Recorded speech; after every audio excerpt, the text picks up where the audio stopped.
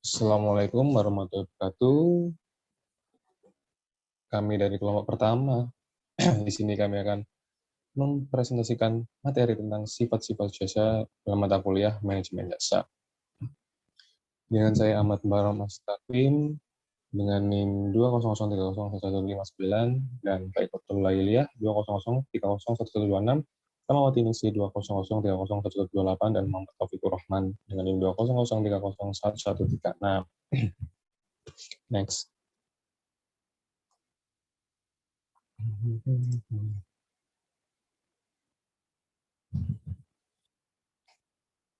Ya, sebelum masuk ke materi karakteristik jasa, mungkin saya akan sedikit menjelaskan tentang apa itu jasa.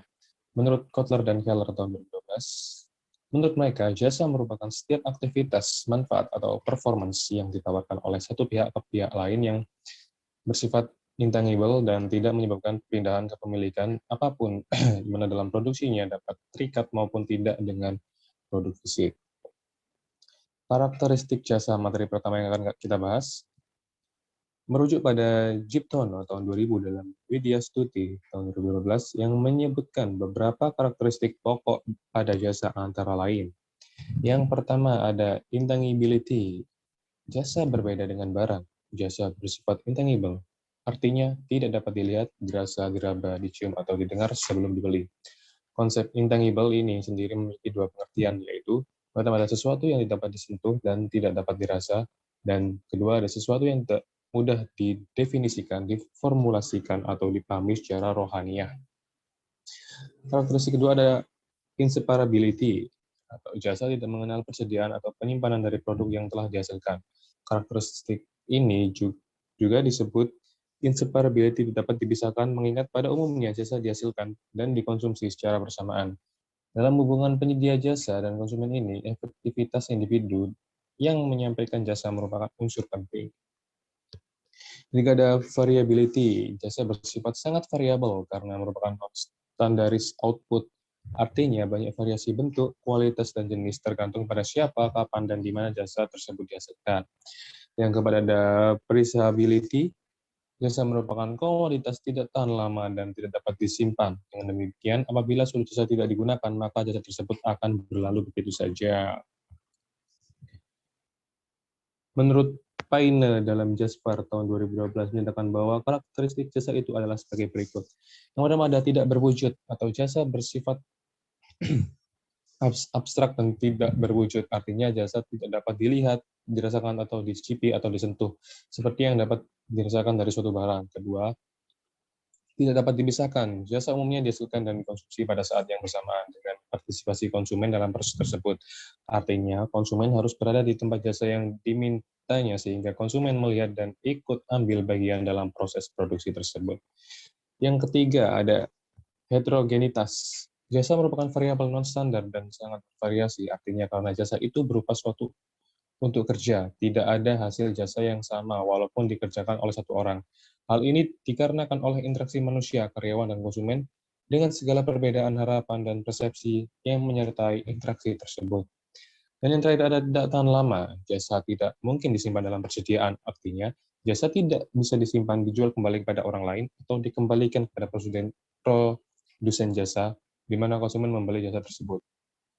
Next.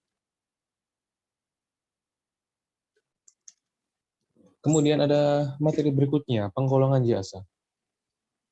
Produksi jasa mungkin berkaitan dengan produk fisik atau tidak. Jadi pada dasarnya, jasa merupakan semua aktivitas ekonomi yang hasilnya tidak merupakan produk dalam bentuk fisik atau konstruksi, yang biasanya dikonsumsi pada saat yang sama dengan waktu yang dihasilkan dan memberikan nilai tambah, seperti misalnya kenyamanan, hiburan, kesenangan, atau kesehatan, atau pemecahan atas masalah yang dihadapi konsumen.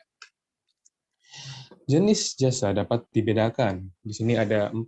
Yang pertama ada jasa murni atau pure service. Jasa murni merupakan tawaran hanya berupa jasa, contoh panti pijat, konsultasi psikologis, dan lain-lain. Kemudian ada barang berwujud dengan jasa pendukung, atau bisa disebut tangible good with accompanying service. Barang berwujud dengan jasa pendukung merupakan tawaran terdiri atas tawaran barang berwujud diikuti oleh satu atau beberapa jenis jasa untuk meningkatkan daya tarik konsumen. Sebagai contoh, penjual mobil memberikan jaminan atau garansi, misalnya 1 tahun gratis servis kerusakan. Yang ketiga ada jasa campuran. Jasa campuran merupakan penawaran barang dan jasa dengan proporsi yang sama. Sebagai contoh, makanan ditawarkan di restoran disertai pelayanan yang mengesankan. Dan yang terakhir ada jasa pokok disertai barang-barang dan jasa tambahan atau major service with accompanying minor goods and service.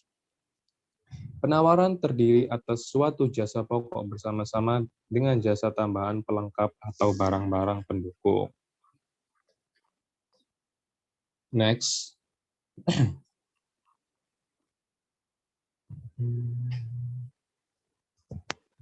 Klasifikasi jasa menurut Huriyati 2010, 35-36 adalah sebagai berikut. Yang pertama adalah berdasarkan sifat tindakan jasa atau the nature of the service act. Merupakan kelompok jasa yang sifatnya dapat berhubungan dengan tubuh atau pikiran dari pihak penerima jasa, serta dapat juga berkaitan dengan benda atau kekayaan dan kepentingan bagi pihak penerima jasa. Dan kedua ada berdasarkan hubungan dengan pelanggan atau real relationship with customer. Kelompok jasa yang jenis hubungannya dengan pelanggan dalam penyampaiannya jasanya dilakukan secara berkesinambungan atas dasar kebijaksanaan yang bersifat sesaat dengan memperhatikan hubungan secara formal. Yang ketiga ada berdasarkan tingkat kustomisasi dan keputusan dalam penyampaian jasa atau customization and judgment in service delivery. Kelompok jasa yang ditinjau dari segi tinggi rendahnya keseragaman atau yang lebih terbiasa secara umum dari jasa yang disajikan menurut pandangan pihak penyedia jasa maupun pelanggan, dikaitkan dengan tinggi rendahnya penilaian, tanggapan, pendapat, atau pertimbangannya dari pihak pelanggan terhadap jasa yang disediakan. Yang keempat ada berdasarkan sifat permintaan dan penawaran jasa atau nature of demand and supply for service. Kelompok jasa yang ditinjau dari tingkat permintaan dikaitkan dengan kapasitas jasa yang disediakan atau kemampuannya untuk melayani permintaan pasar. Yang terakhir ada berdasarkan metode penyampaiannya atau method of service delivery. Kelompok jasa yang ditinjau dari cara interaksi dengan banyaknya tempat yang disediakan oleh pihak penyedia jasa. Ya, materi presentasi selanjutnya akan dijelaskan oleh rekan saya, Faiqatul Lailiyah. Terima kasih.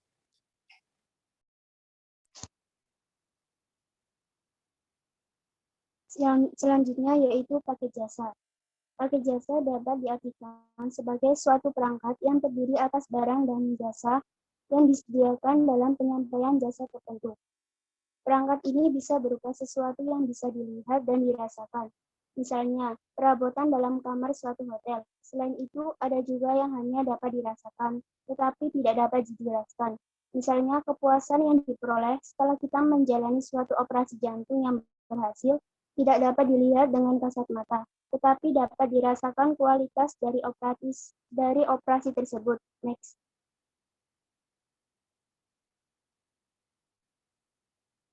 Komponen paket jasa yang pertama yaitu fasilitas penunjang, yaitu sumber daya fisik yang harus ada sebelum suatu jasa dapat ditawarkan kepada konsumen. Misalnya,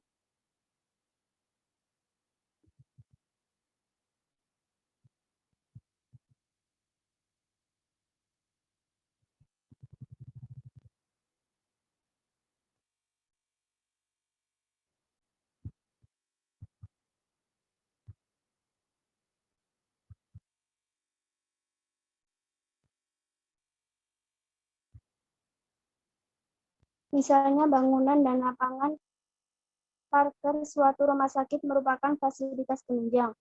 Yang kedua, barang-barang pendukung, yaitu bahan-bahan yang dibeli atau yang dikonsumsi oleh konsumen dan termasuk setiap item yang disediakan oleh pemberi jasa. Contohnya seperti dalam jasa pusat olahraga golf, maka tersedianya klub golf merupakan contoh dari fasilitas pendukung. Yang ketiga yaitu jasa-jasa eksplisit, yakni segala manfaat yang dapat diamati dan dirasakan dengan panca indera. Jasa eksplisit umumnya meliputi karakteristik jasa yang esensial atau intrinsik. misalnya cepat atau lambatnya respon barisan pemadaman kebakaran dalam menangani laporan masyarakat atau korban kebakaran. Dan yang terakhir yaitu jasa implisit, yaitu manfaat psikologis yang hanya dirasakan konsumen secara samar-samar. Dengan kata lain, karakteristik ekstrinsik yang melengkapi suatu jasa. Misalnya, suatu keberhasilan dari suatu lembaga kredit atau status dari sekolah atau perguruan tinggi favorit. Selanjutnya, materi akan dilanjutkan oleh Rahmawati Ningsih.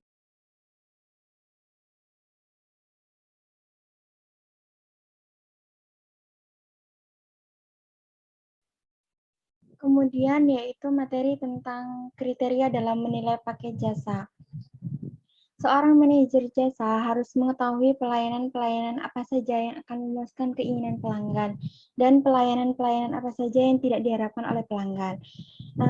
Untuk mengetahui kriteria apa saja yang menunjang suatu paket jasa, para penyedia jasa harus paham tentang hal-hal yang penting diketahui mengenai penilaian kriteria tersebut, sehingga penyedia jasa dapat menawarkan jasanya secara menyeluruh.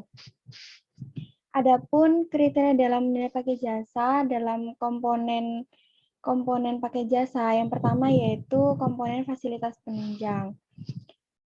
Pada komponen fasilitas penunjang yang dinilai yang pertama yaitu lokasi.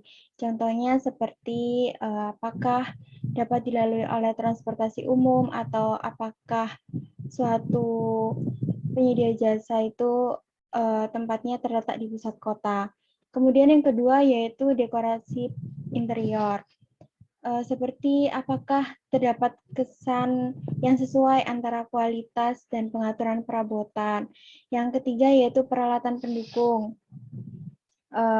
Contohnya seperti apakah dokter gigi itu menggunakan bor mekanik atau bor udara dalam praktiknya. Yang keempat yaitu kesesuaian arsitektural. Contohnya seperti pemilihan model atap dan lantai yang sesuai dengan gaya interior restoran yang bergaya klasik. Yang kelima yaitu layout fasilitas. Contohnya seperti apakah arus lalu lintas di sekitar restoran itu lancar atau cukup tersedia tempat untuk menunggu makanan yang dipesan. Kemudian pada komponen yang kedua yaitu barang-barang pendukung. Komponen kriteria dalam penilaian komponen ini yang pertama yaitu konsistensi. Contohnya pada pengontrolan pembagian kerja atau kerenyahan pada kentang goreng. Kemudian yang kedua yaitu kuantitas. Apakah cukup tersedia minuman dari ukuran yang kecil, sedang, hingga besar. Yang ketiga yaitu seleksi. Contohnya seperti jumlah makanan yang ada pada daftar menu, kemudian tersedianya tempat penyewaan bermain ski. Kemudian komponen yang ketiga yaitu jasa-jasa eksplisit. Adapun kriteria yang dinilai dalam komponen ini yang pertama yaitu pelatihan personel jasa. Seperti seberapa jauh para ahli itu dibutuhkan, kemudian apakah dokter yang akan kita gunakan jasanya itu sudah bersertifikat atau belum. Yang kedua yaitu kelengkapan. Contohnya seperti potongan harga pada broker yang dilengkapi dengan pelayanan penuh, kemudian rumah sakit yang juga dilengkapi dengan klinik. Yang ketiga yaitu konsistensi, contohnya seperti jadwal penerbangan yang tepat waktu.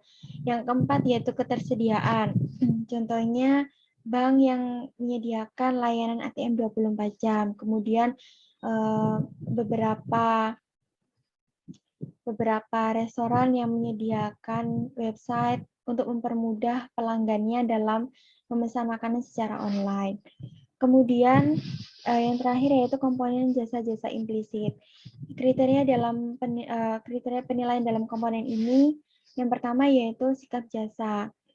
Contohnya seperti kru pesawat yang ramah, kemudian pelayanan restoran yang kurang ramah, polisi yang menyampaikan laporan kemacetan dengan bijaksana. Kemudian yang kedua yaitu suasana. dekorasi restoran yang menunjang suasana romantis, kemudian musik di bar yang membuat suasana semakin ramai. Yang ketiga yaitu penantian. Contohnya ketika kita menunggu makanan, kita bisa menikmati minuman di bar restoran. Yang keempat yaitu status, seperti saat kita menonton pertandingan olahraga di tribun tempat duduk pada pertandingan olahraga. Kemudian yaitu jenis usaha, jasa, dan penanganannya. Contoh-contoh jasa yang dibutuhkan manusia bisa diklasifikasikan atas beberapa macam. Yang pertama yaitu perumahan. Di mana penyedia jasa itu menyediakan termasuk sewa kamar hotel, motel, apartemen, atau rumah flat, usaha tani, dan lain-lain. Kemudian yang kedua yaitu jasa layanan perpustakaan. Kegiatan perpustakaan yang langsung dirasakan oleh pengguna itu adalah pelayanan, karena pelayanan dianggap sebagai ujung tombak perpustakaan. Yang ketiga yaitu usaha rumah tangga. Mereka menyediakan termasuk air minum, perbaikan rumah, reparasi alat rumah tangga, perawatan kebun, pembersihan, dan lain-lain. Yang keempat yaitu rekreasi dan kesukaan. Mereka menyediakan penyewaan dan separasi peralatan untuk ikut serta dalam kegiatan rekreasi dan hiburan.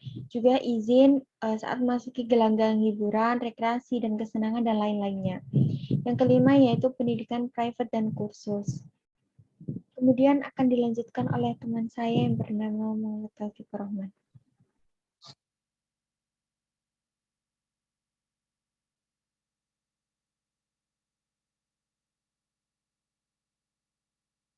Gambaran tentang sistem terbuka kegiatan jasa. Jasa diciptakan dan dikonsumsi secara simultan dan dengan demikian tidak mungkin jasa disimpan sebagai salah satu strategi dalam proses manufaktur yang tradisional. Bila persediaan merupakan salah satu strategi untuk mengurangi risiko kerugian, kelebihan barang atau kekurangan, kelengkaan. Barang sistem ini disebut closed system, di mana persediaan berfungsi sebagai penyimbang antara sistem produksi dengan sistem konsumsi. Dibanding jasa hal ini tidak mungkin dilaksanakan karena jasa tidak bisa disimpan, sehingga sistem yang dilaksanakan disebut open system yang mempunyai dampak penuh terhadap permintaan yang bervariasi. Ketidakseimbangan antara persediaan jasa dengan permintaan terhadap jasa hanya dapat dibatasi melalui suatu sistem antrian, masalah penentuan kapasitas jasa, pemanfaatan fasilitas yang tersedia dalam penggunaan waktu, menganggur di dalam manajemen jasa. Keseluruhan harus dirancang sedemikian rupa dan harus disesuaikan dengan lamanya waktu menunggu. Selain di masalah penyesuaian antara yang relatif sulit dengan bersamanya waktu produksi dan konsumsi di dalamnya. Proses jasa mengurangi kesempatan untuk melakukan pengendalian kualitas sebelum proses produksi. Untuk itu harus ada suatu alat atau mekanisme yang dapat digunakan untuk mengontrol kualitas jasa sebelum proses di situ dilaksanakan. Lanjut.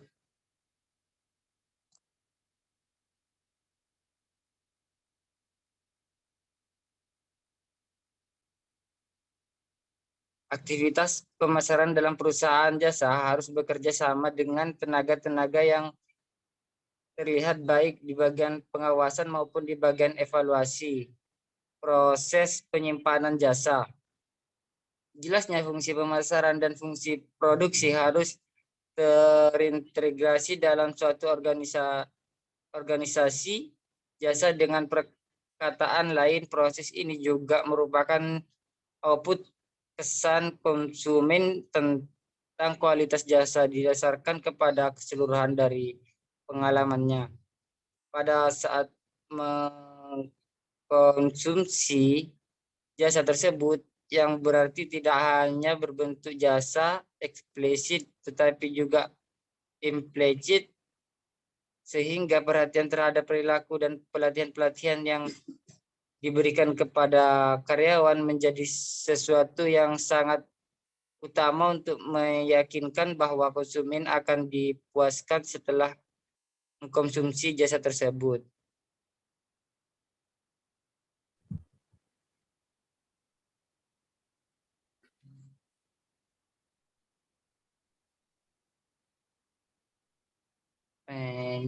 Thank you. Ya, terima kasih atas perhatiannya. Itu saja presentasi yang dapat kami sampaikan.